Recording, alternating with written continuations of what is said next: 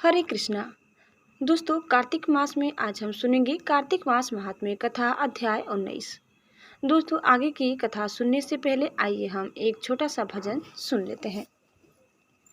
जग में सुंदर है दो नाम, चाहे कृष्ण कहो या राम। बोलो राम राम राम, बोलो राम राम राम। बोलो श्याम श्याम श्याम, बोलो श्याम श्याम श्याम। माखन ब्रज में एक चुरावे, एक बेर भिलनी के खावे। प्रेम भाव से भरे अनोखे दोनों के है काम। बोलो राम राम राम, बोलो श्याम श्याम श्याम। जग में सुंदर है दो नाम, चाहे कृष्ण कहो या राम। बोलो राम राम राम, बोलो श्याम श्याम श्याम। एक हृदय में प्रेम बढ़ावे, एक ताप संताप मिटावे। दोनों सुख के सागर हैं और दोनों पूर्ण काम। बोलो राम राम राम, बोलो श्याम श्याम श्याम। जग में सुंदर है दो नाम, चाहे कृष्ण कहो या राम। बोलो राम राम राम, बोलो श्याम श्याम श्याम। एक कंस पापी को मारे, एक दुष्ट रावण संहारे। दोनों दिन के दुख हरत हैं, दोनों बल के धाम। बोलो राम राम राम, बोलो श्याम श्याम श्याम। जग में सुंदर है दो नाम, चाहे कृष्ण कहो या राम। बोलो राम राम राम, बोलो श्याम श्याम श्याम। एक राधिका के संग राजे, एक जानकी संग विराजे। चाहे सीता राम कहो या बोलो राधे श्याम। बोलो राम राम राम, बोलो श्याम श्याम श्याम। जग में सुंदर है दो नाम, चाहे कृष्ण कहो या राम। बोलो राम राम राम, बोलो श्याम श्याम श्याम। जय श्री कृष्णा। दोस्तों, अब आप सुनिए कार्तिक मास महात्म्य कथा अध्याय 19। श्री विष्णु मम हृदय में प्रेरणा करने वाले नाथ, लिखो महात्म्य कार्तिक, रखो सिर पर हाथ। राजा पृथु ने पूछा, हे नारद जी, अब आप यह कहिए कि भगवान विष्णु ने वहां जाकर क्या किया तथा जलंधर की पत्नी का पतिव्रत किस प्रकार भ्रष्ट हुआ। नारद जी बोले, जलंधर के नगर में जाकर विष्णु जी ने उसकी पतिव्रता स्त्री वृंदा का पतिव्रत भंग करने का विचार किया। वे उसके नगर के उद्यान में जाकर ठहर गए और रात में उसको स्वप्न दिया। वहाँ भगवान विष्णु की माया और विचित्र कार्य पद्धति थी और उसकी माया द्वारा जब वृंदा ने रात में वह स्वप्न देखा कि उसका पति नग्न होकर सिर पर तेल लगाए महिष पर चढ़ा है, वह काले रंग के फूलों की माला पहने हुए है तथा उसके चारों हिंसक जीव हैं, वह सिर मुड़ाए हुए अंधकार में दक्षिण दिशा की ओर जा रहा है, उसने नगर को अपने साथ समुद्र में डूबा हुआ इत्यादि बहुत से स्वप्न देखे। तत्काल ही वह स्वप्न का विचार करने लगी। इतने में उसने सूर्यदेव को उदय होते हुए देखा तो सूर्य में उसे एक छिद्र दिखाई दिया तथा वह कांतिहीन था। इसे उसने अनिष्ट जाना और वह भयभीत हो रोती हुई छज्जे, अटारी तथा भूमि कहीं भी शांति को प्राप्त न हुई। फिर अपनी दो सखियों के साथ उपवन में गई, वहां भी उसे शांति नहीं मिली। फिर वह जंगल में निकल गई, वहां उसने सिंह के समान दो भयंकर राक्षसों को देखा, जिससे वह भयभीत हो भागने लगी। उसी क्षण उसके समक्ष अपने शिष्यों सहित शांत मौनी तपस्वी वहां आ गया। भयभीत वृंद उसके गले में अपना हाथ डाल उससे रक्षा की याचना करने लगी। मुनि ने अपने एक ही हुंकार से उन राक्षसों को भगा दिया। वृंदा को आश्चर्य हुआ तथा वह भय से मुक्त हो मुनिनाथ को हाथ जोड़ प्रणाम करने लगी। फिर उसने मुनि से अपने पति के संबंध में उसकी कुशल क्षेम का प्रश्न किया। उसी समय दो बानर मुनि के समक्ष आकर हाथ जोड़ खड़े हो गए और ज्यों ही मुनि ने भ्रुकुटी संकेत किया, त्यों ही वे उड़कर आकाश मार्ग से चले गए। फिर जलंधर का सिर और धड़ लिए मुनि के आगे आ गए। तब अपने पति को मृत हुआ जान वृंदा मूर्छित हो पृथ्वी पर गिर पड़ी और अनेक प्रकार से दारुण विलाप करने लगी। पश्चात उस मुनि ने कहा, हे कृपानिधि, आप मेरे इस पति को जीवित कर दीजिए। पतिव्रता दैत्य पत्नी ऐसा कहकर दुखी श्वासों को छोड़कर मुनीश्वर के चरणों पर गिर पड़ी। तब मुनीश्वर ने कहा, यह शिवजी द्वारा युद्ध में मारा गया है। शिवजी जीवित नहीं हो सकता, क्योंकि जिसे भगवान शिव मार देते हैं वह कभी जीवित नहीं हो सकता, परंतु शरणागत की रक्षा करना सनातन धर्म है। इसी कारण कृपा कर मैं इसे जिलाए देता हूँ। नारद जी ने आगे कहा, वह मुनि साक्षात विष्णु ही थे, जिन्होंने यह सब माया फैला रखी थी। वह वृंदा के पति को जीवित करके अंतर्ध्यान हो गए। जलंधर ने उठकर वृंदा को आलिंगन किया और मुख चूमा। वृंदा भी पति को जीवित हुआ देख अत्यंत हर्षित हुई और अब तक हुई बातों को स्वप्न समझा। तत्पश्चात वृंदा सकाम हो बहुत दिनों तक अपने पति के साथ विहार करती रही। एक बार सूरत एवं संभोग काल के अंत में उन्हें विष्णु को देखकर उन्हें ताड़ित करते हुए बोली, हे पराई स्त्री से गमन करने वाले विष्णु, तुम्हारे शील को धिक्कार है। मैंने जान लिया कि मायावी तपस्वी तुम ही थे।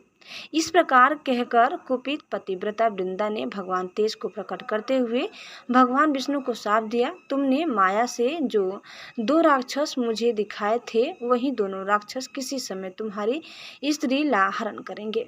सर्पेश्वर जो तुम्हारा शिष्य बना है, यह भी तुम्हारा साथी रहेगा। जब तुम अपनी स्त्री के विरह में दुखी होकर विचरोगे, तब उस समय वानर ही तुम्हारी सहायता करेंगे। ऐसा कहते हुए पतिव्रता वृंदा अग्नि में प्रवेश कर गई। ब्रह्मा आदि देवता आकाश से उसका प्रवेश देखते रहे। वृंदा के शरीर का तेज पार्वती जी के शरीर में चला गया। पतिव्रत के प्रभाव से वृंदा ने मुक्ति प्राप्त की। दोस्तों, इस प्रकार वीडियो यही समाप्त होता है। उम्मीद करते हैं कि आपको हमारी आज की वीडियो जरूर पसंद आई होगी। अब आप सुनिए श्री तुलसी चालीसा। जय जय तुलसी भगवती सत्यवती सुखदानी, नमो नमो हरि प्रेयसी श्री वृंदा गुण खानी। श्री हरि शीस बिरजिनी देहु अमरवर अम्ब, जनहित हे वृंदावनी अब न करहु विलम्ब। धन्य धन्य श्री तुलसी माता, महिमा आगम सदा श्रुति गाता। हरि के प्राणहु से तुम प्यारी, हरहि के हेतु किन्हो तप भारी। जब प्रसन्न है दर्शन दिन्हो, तब कर जोरी विनय उस किन्हो। हे भगवंत कंत मम हो, दीन जानी जनी छाड़ा हूँ छोहू। सुनि लक्ष्मी तुलसी की बानी, दिन्हो श्राप कथ पर आनी। उस अयोग्य वर मांगन हारी, हो बिटप तुम जड़ तनुधारी। सुनि तुलसी हिम श्रयोते हिम ठामा, करहो वास तुहु नीचन थामा।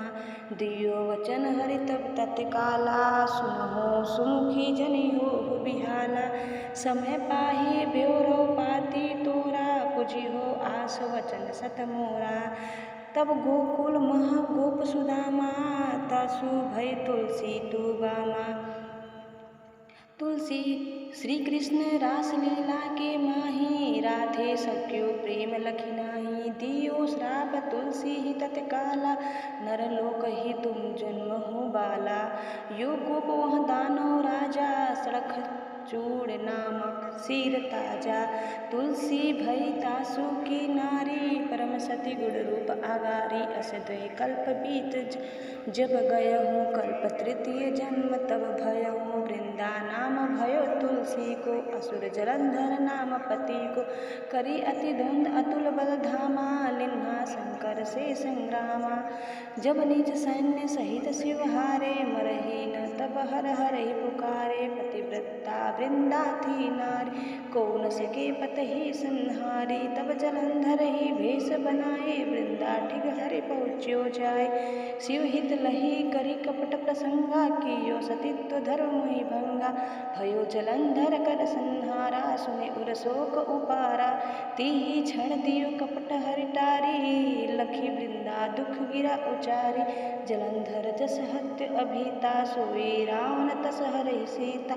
हस प्रस्तर सम हृदय तुम्हारा, धर्म खंडी मम पति संहारा। यही कारण नहीं श्राप हमारा, होवे तनु पाषाण तुम्हारा। सुनि हरि तुरत ही वचन उचारे, दियो श्राप बिना विचारे। लख्यो न निज कर तूति पति को, छलन चाहो जब पार्वती को। जड़मति तू अस हो जड़ रूपा, जग मम तुलसी बिटप अनूपा। धव्य रूप हम शालिग्रामा, नदी गंडकी बीच ललामा। जो तुलसी दल हम ही चढ़ई है, सब सुख भोगी परम पद पई। बिनु तुलसी हरि जलत शरीरा, अतिशय उठत शीस उर पीरा। जो तुलसी तल हरि सीर धारत, सो सहस्त्र घट अमृत डारत। तुलसी हरि मन रंजनिहारी, रोग दोष दुख भंजनिहारी। प्रेम सहित हरि भजन निरंतर, तुलसी राधा में नहीं अंतर। व्यंजन हो 56 प्रकारा, बिन तुलसी दलन हरहि प्यारा। सकल तीर्थ तुलसी तरु छाही, लहत मुक्ति जन संशय नाहि। कवि सुंदर एक हरि गुण गावत, तुलसी ही निकट सहस गुण पावत। बसत निकट दुर्वासा धामा, जो प्रयास ते पुर ललामा। पाठ करहि तो नित नर नारी, होई सुख भासहि त्रिपुरारी। तुलसी ता 40 पढ़हि, तुलसी तरु ग्रहधारी। दीपदान करे पुत्र फल पावहि, बंदेहु नारी। सकल दुख दरिद्र हर हारी, परम प्रसन्न आसीय धन जन। लड़हि ग्रह बसहि पूर्ण अंत्र, लाहि अभिमत फल जगत महलाहि। पूर्ण सब काम निजई दल अर्पहि, तुलसी तम सहस बसहि हरिरा। तुलसी महिमा नाम लख, तुलसी सुत सुख राम। मानस 40 रज्यो जग, महम तुलसीदास। तुलसी महारानी नमो नमो, हरि की पटरानी नमो नमो। धन तुलसी पूरन तब किनो, शालिग्राम बनी पटरानी।